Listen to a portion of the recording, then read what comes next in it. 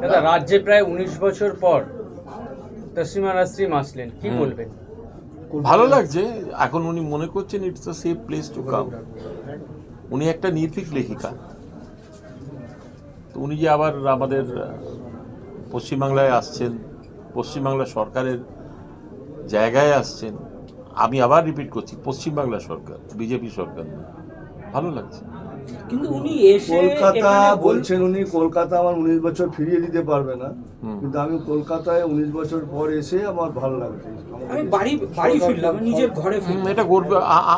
দেখুন, তসলিমা নাসরিন যে আসছেন, এটা শুধু আমার জন্য না, এটা পুরো কলকাতাবাসীর কাছে একটা আনন্দের বিষয়। যারা প্রকৃত কলকাতাবাসী, তাদের কাছে আনন্দের বিষয়।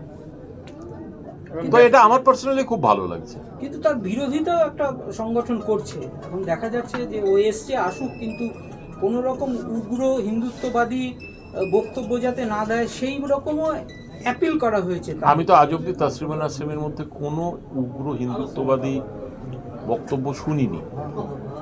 এখন যে মানুষ যাকে যেরমভাবে পারসিভ করে, আমাদের ভারতবর্ষে প্রবলেম হচ্ছে কি জানেন, আমাদের মিমের এক নেতা, একবার আমি নিজে শুনেছিলাম, আমি নেতাটার নাম ভুলে যাচ্ছি, তিনি বঙ্কিমচন্দ্র চট্টোপাধ্যায় যেহেতু সরকারি চাকরি করতেন, তিনি বঙ্কিমচন্দ্র চট্টোপাধ্যায়কে দেশদ্রোহী বলেছেন।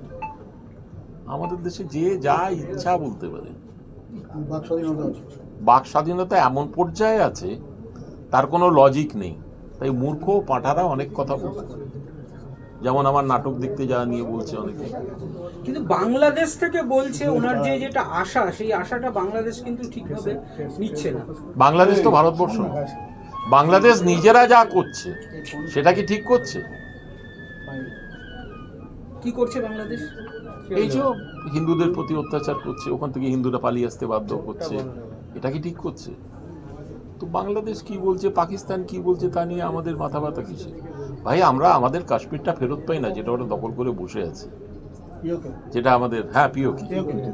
আপনি বলছেন বাক স্বাধীনতা ভারতবর্ষের একটা অধিকার। হ্যাঁ, বাক অধিকার। স্বাধীনতা করার জন্যই প্রাক্তন আপনার তৃণমূলের সভাপতি এবং অভিষেক বন্দ্যোপাধ্যায়কে একাধিক কেস দিয়েছে বিজেপি। কি বলবেন? না, বাক স্বাধীনতা ততদূরই পর্যন্ত আমরা বলতে পারি যতক্ষণ না সেটা অন্যের কোনো স্বাধীনতাকে খর্ব করে বা এমন কোনো কাণ্ড ঘটায় যেটা law and order problem situation তৈরি করে।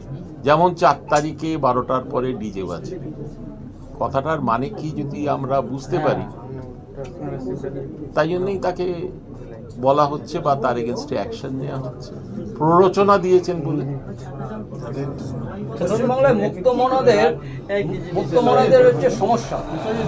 মানে তসলিমা নাসরিন একটা দাবি হচ্ছে যে মুক্তমনারা বলছে তসলিমা নাসরিন একটা অন্ধ জায়গা থেকে হচ্ছে, যারা বিরোধিতা করে সেই জায়গা থেকে হচ্ছে তসলিমা নাসরিনকে বিরোধিতা করা হয়েছিল। বামেরা তাড়িয়েছিল, তৃণমূল জায়গা দেয়নি, বিজেপি তাদেরকে হচ্ছে আবার হচ্ছে আহ্বান জানানো। বিজেপি মানে বিজেপি গভর্নমেন্ট।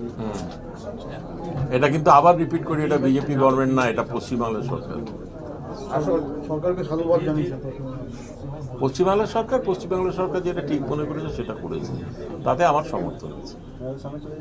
ব্যক্তিগতভাবে তসলিমা নাসরিনকে আপনার কতটা ভালো লাগে? ভীষণ ভালো লাগে। লজ্জা বইটা আমার ভীষণ ভালো লেগেছে। মনে হয় পুলিশ বিদ্বেষী, না, একদমই না। মুসলিম বিদ্বেষী না, উনি যা ফ্যাক্ট, যেরকম অত্যাচারিত হয়েছিলেন সেইটা লিখেছেন। উল্টে ওনাকে খুব সাহসী মহিলা মনে হয়। এই চুপ কর না। দাদা একটা প্রশ্ন, এত কথা বলে